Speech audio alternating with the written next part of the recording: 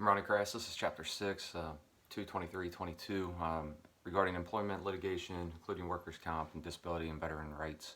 The first case I chose was Steve Poole versus Orange County Fire Authority. What this case is the supervisor kept notes daily of all the employees that worked with him.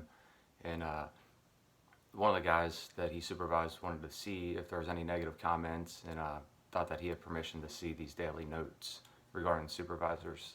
So it went to court. And basically, I don't really understand what the outcome of it was because I couldn't find that, but the fire department basically denied his request to see these comments and the notes that the captain took. The best practice is I think the captain did a good job. I think you have to take daily notes on all your employees because when evaluation time comes around, you're not going to remember things that happened 9 months prior, 6 months prior. You're probably only going to remember things that happened within the past couple months. So I think for fair evaluation, you got to keep notes on all your employees for their positive and negatives. The second thing I chose was Giuliano versus New York Fire Department Pension Fund.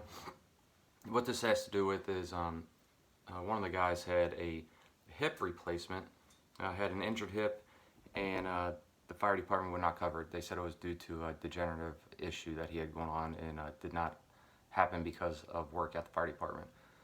This relates to me because I actually had a back injury and they did, not an MRI, but they just did some x-rays and found out there was some degenerative issues with the lower disc in my back. I think that's important. Anytime you have an injury, you got to document everything you have so you can possibly relate it to being at work so you don't end up like this guy where they don't cover things.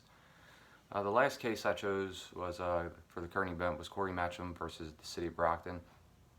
Basically what this has to do with is a guy took a test to get hired on by the fire department, but he had tattoos. He had neck tattoos, face tattoos, arm tattoos.